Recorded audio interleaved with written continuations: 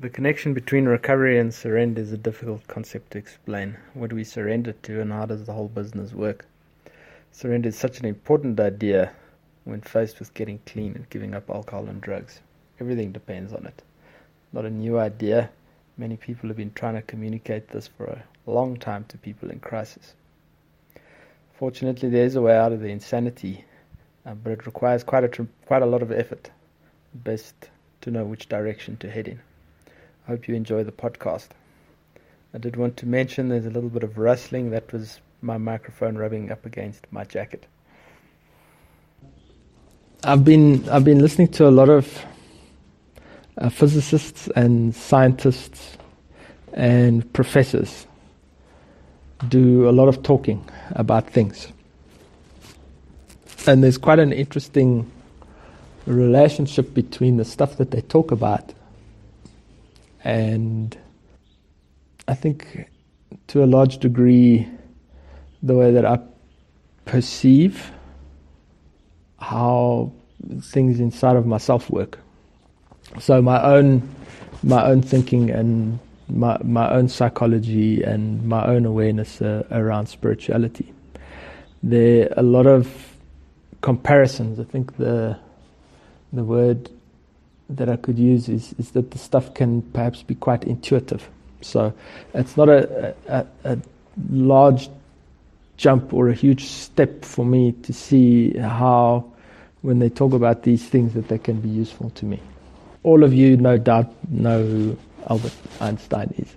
Albert Einstein, the theory of relativity was one of these things. Now, please, you must remember that I'm not a scientist.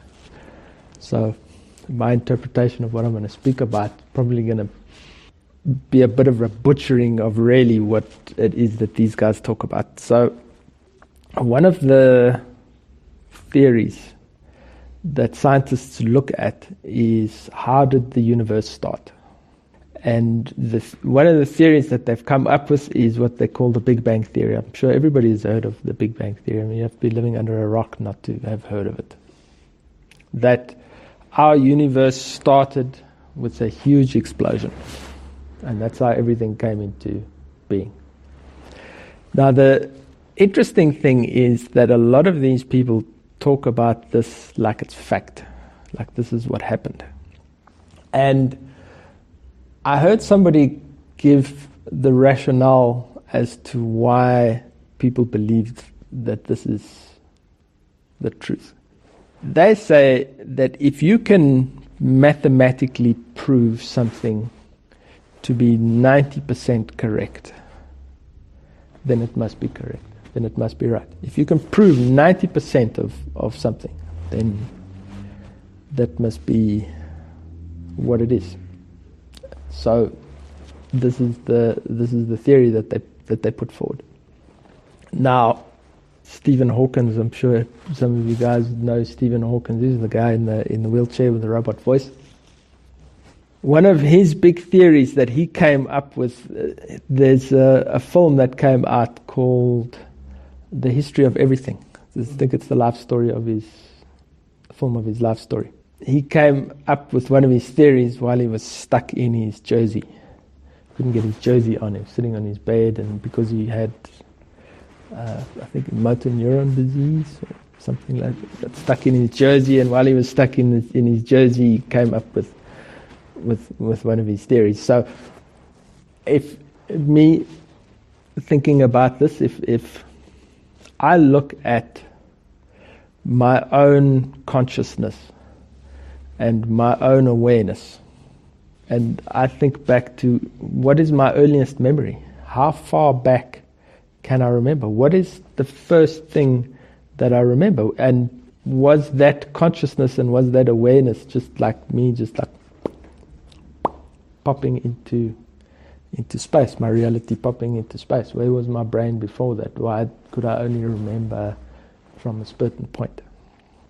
So there's another theory which I certainly like more, because there's a bit more life to it, and it's called the Big Splat theory. Now, if we just look at clouds in the sky. When two clouds rub together, there's lightning. Everybody knows that's where lightning comes from. So if there are two universes that collide with each other, maybe there's some kind of reaction that shoots out of that, which is where our universe and our existence comes from. These are just theories that I've heard, and I'm under no illusion that they are theories. So for me, they are theories. This is what people think. It would be impossible to say for sure that this is the way that it is, but it's interesting. Part of the reason why they say that this 90% of this theory is true is because they have been able to measure our universe from where we are, and the conclusion that they've come to is that it is expanding. This is what the current understanding is that our universe is currently expanding. So it's moving in a specific direction. So what these guys are talking about is that there's this huge explosion and it's all like heading in every direction and it's expanding. And they also say that part of the 90% is that they've been able to detect the cooling in the universe. There's called it, for lack of a better way of putting it, a layer, part of this whole thing that is, as it is expanding, it's cooling. Now, they like to bring in another theory that they've come up with, which is the second law of physics, which is the law of thermodynamics. So the way that they say that thermodynamics works is that if you build a sand castle on the beach, there is more chance of that sand castle disintegrating and falling apart than it being perhaps added to or staying.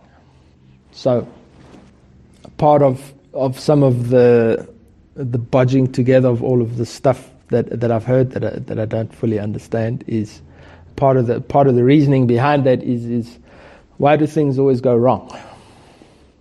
Things always go wrong because there's more of a chance because of this law of thermodynamics. So where it really comes from is if you have a hot gas, it will cool and disperse because there's more. It would seem more reason for it to cool down than for it to stay hot. And there's more things out there in the universe causing things to cool down as opposed to stay hot.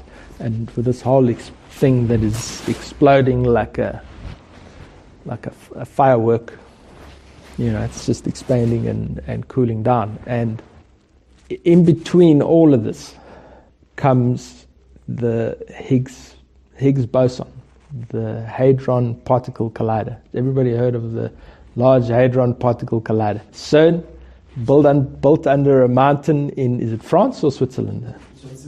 Switzerland. Built under a mountain in Switzerland. I don't know why they built it under the mountain. I think they were worried that if they did this experiment that they would blow everything up. And part of the experiment was to find the Higgs particle. And this gets a little bit complicated. But what these scientists are saying is that in this explosion that has happened, and in this cooling, things have been cooled and set like a jelly in a specific direction. As it's cooling, it's cooling and it's setting in a specific way. Now, what I take from that, and it probably is a large jump. A large part of what we talk about here and that's what the CERN experiment was about. It was about detecting those particles that have cooled in the universe that make things work the way that they work. A large part of what we talk about here in the treatment center is to stop fighting everything. Stop fighting your mind, stop fighting your life, stop fighting everything. As a first step, I've mentioned it a few times, on the first page of step 1, the first thing that you need to do is to do a surrender. And that is, so that's right at the beginning. The first thing to learn how to do in recovery. So if I let go of everything, I'm here in the treatment center, I'm in the treatment center for 3 days, I've just started with my step work, I sit with my counselor second or third day, and certainly if you sit with me, the first thing I'll say to you is stop fighting everything. Stop fighting your mind, stop fighting your emotions, stop fighting the system. Just stop. Let go. What I would be asking is to trust the direction. So if that layer of cooling is cooling in a specific direction, just to allow yourself to be part of that. So to allow the universe to have its way. So we stop fighting and we allow the world to turn. Yeah, step 1 in the beginning, where you learn how to do this first. When you get to step 11, by that point it will become clearer what it is that you need to do. But this is the very starting point. So if you can't do this, completely let go. By the time you get to step 11, you're going to be confused about it. Now, it's not really a controversial question. So the question is, how do I know when I should be standing up for myself or when I should be letting go? So this is what science talks about. But when they talk about this stuff, I get a distinct feeling that what they're saying is that it's a mistake to talk about this stuff in spiritual terms, in things that are not there. Obviously, science wants to prove what is real.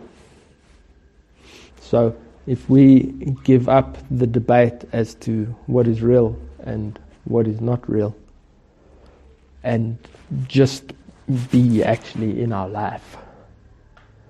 So I guess the question is when you're faced with difficult decisions, you have to make your choices and you have to live with the consequences of your choices. And you're not forced to do anything. If you believe that you are forced to do anything, who's doing the forcing and why? Who's holding a gun to your head? You can do whatever it is that you need to do. Nobody's holding you hostage. I'm going to take a leap and say, usually what happens is we want to make the choices that we want, and we want people to financially support us in doing that. But that's completely a different thing altogether. That would be manipulation. So if we take the spiritual component out of all of this science that I'm talking about and really bring it down to how is this important to me now, and who cares how the universe started? I got bills to pay. Who cares? I've got more important things that I need to be dealing with than wondering if it is a big splat or a big bang, or that it's just been around forever. Then truly all that is actually taking place is that we're just 1, 2, 3, 4. We're just a couple of people sitting in a room sharing ideas, just talking. That our reality is actually only here and not out there in the universe. Now, part of the reason why I make a conclusion like that is because that is not a natural conclusion that I seem to be able to make in my mind. because my mind goes into all of these dimensions, all of these thought places about my life and the strategy of my life and the direction of my life and where did it begin and where did it end, and I'm not here in my life. I'm trying to figure out these questions. And then we make what I believe, or start to make what I believe are errors.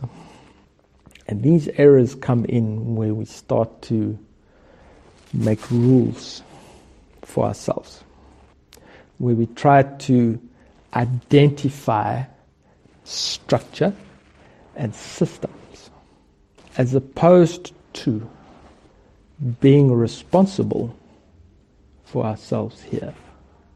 That's ultimately what it is. I am responsible for myself. Nobody else is responsible for me.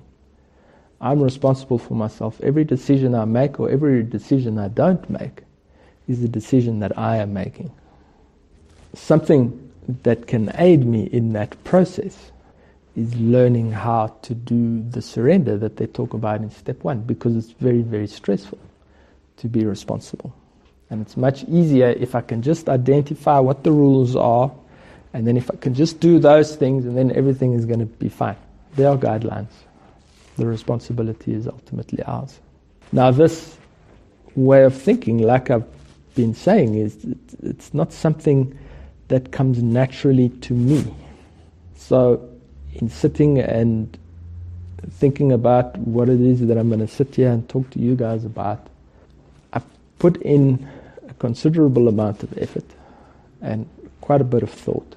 And I take the responsibility to try and communicate a message that perhaps has some meaning to it, i.e. effort, commitment, dedication, and following an objective and a set of guidelines for a desired outcome. So that's what I'm trying to do. I hope I'm not putting you to sleep. That's what I'm trying to do. I'm trying to not restrict myself with too many rules. I'm trying to learn how to take responsibility without completely stressing myself out and hurting myself. It's difficult to do, but it requires hard work, determination, and dedication to be able to do that. So we've got space, which is what we're talking about. Space and being lost in space, and being in our body where we currently are, and the relationship between that and all of the stuff that I've been speaking about. Part of space is infinity. Now, if there was the big splat or the big whatever, the big event, where did it happen? In what dimension did it happen? I mean, I'm kind of used to 3 dimensions. That's pretty much the dimension that I operate in. And where does this universe end? And does this universe end? Is it possible for me to think about it and I think that it just goes on forever? That the universe is the universe. And part of the thinking about where the end of the universe is are there more than one? You know, is there another universe on the other side of this universe? Is there another dimension adjacent to this dimension? And that's where the 10% comes in. Because when they start working this stuff out, they start coming up mathematically, trying to apply rules. They start coming up with some weird things that don't make any sense. So if this universe goes on forever, infinity, it would stand to reason that there are an infinite amount of possibilities. I mean, who's to say that things that are in our wildest imaginings aren't happening out there somewhere if it's not all going on forever? which is kind of part of the problem that I have with this particle theory and the cooling and things that they say that they can see, that they can measure. Because the action that I take when I let go is I let go completely, and I trust whatever is out there to take care of what needs to happen. So if we're looking at infinity and all of these multiple, how is it possible to even begin to measure these things? How much measurement is actually taking place? Now, I will share my experience has been as a person who consistently and on an ongoing basis actively pursues and tries to understand and apply the philosophy of letting go, that it has given more meaning and purpose, and as a result of the meaning and purpose, happiness to my life than anything else that I've done. And I will say, I had it confused because I thought the pursuit was the pursuit of happiness. If I can just be happy, then everything is going to be fine. And so I've tried that. I've done that. I've been lazy. I've done nothing. I've used alcohol. I've used drugs in the pursuit of happiness, and all that has caused me is to become more and more and more confused and move further and further and further away from any kind of reality. That is the end result of that process.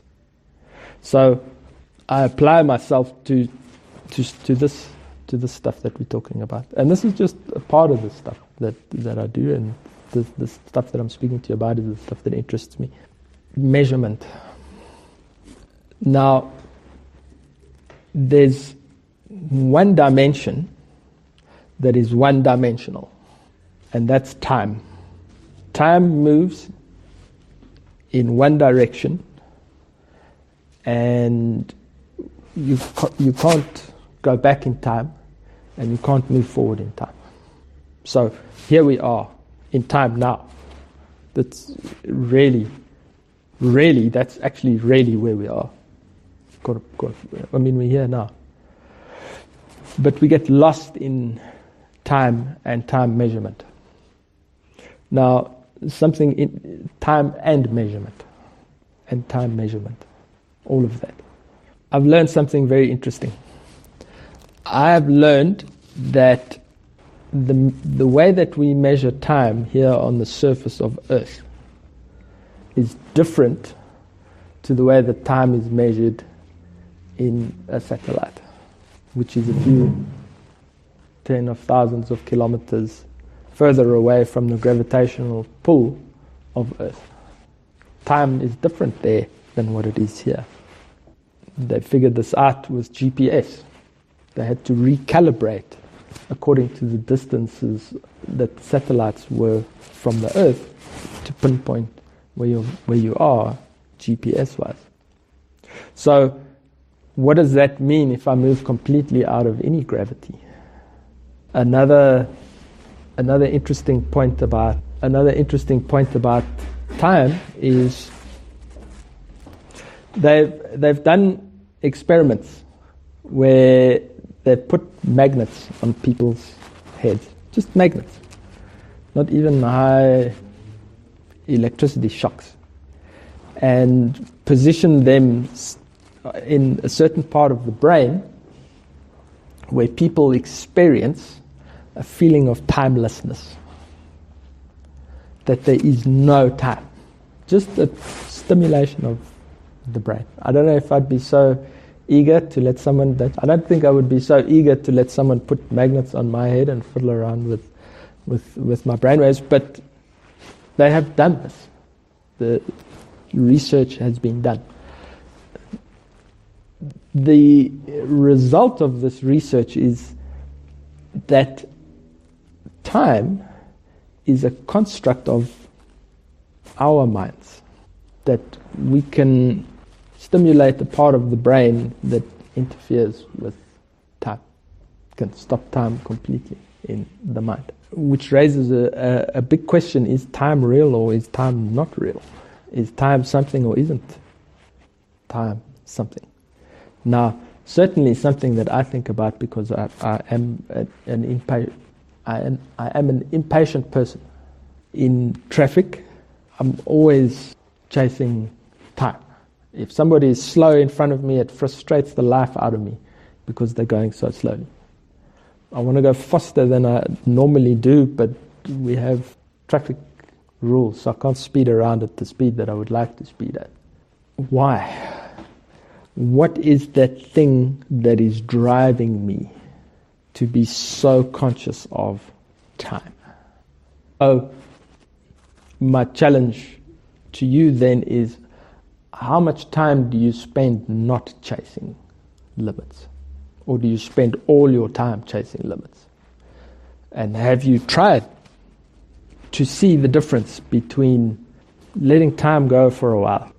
And again, remember, if we're looking at space and if we're looking at time, if we take those two measurements out of the equation, where does that leave us?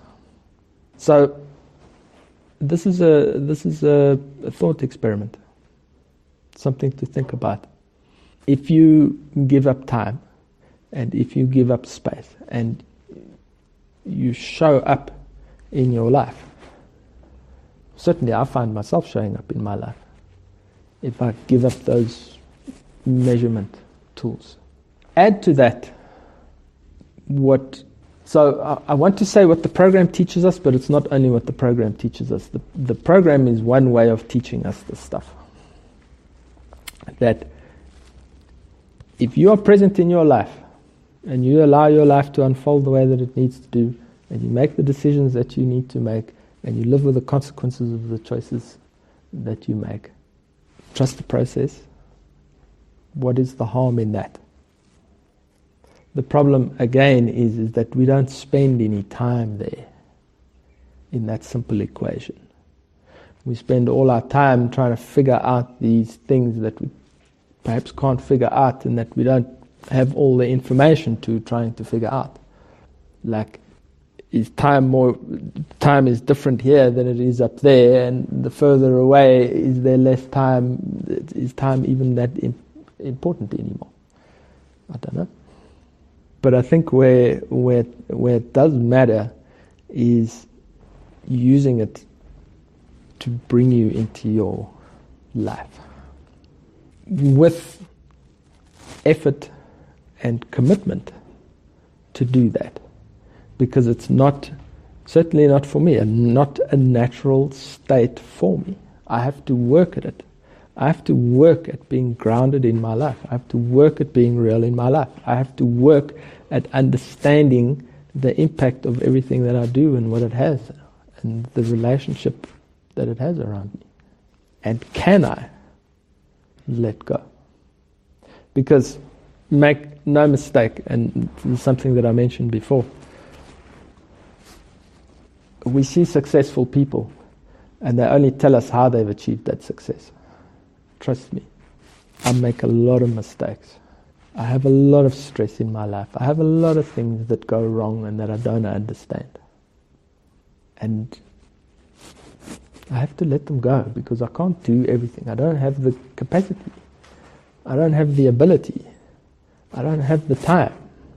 Things will unfold and things will happen the way that they are meant to.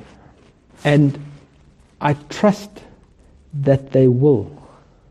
Might not be what I want, but it will be what it is. So a lot of the stuff that I've spoken about around is around the stuff that Einstein was talking about. He was talking about space and time, space-time, and gravity, and how the two are the same, not the same, but you can't have one without the other. And I have no idea how it works. I have to go to university to try and understand these things. But I do understand that I can get lost and confused in my own mind unless I research what it is that I'm after. So what I'm after, my sole mission in life, to feel whole and complete. That's all that I'm interested in.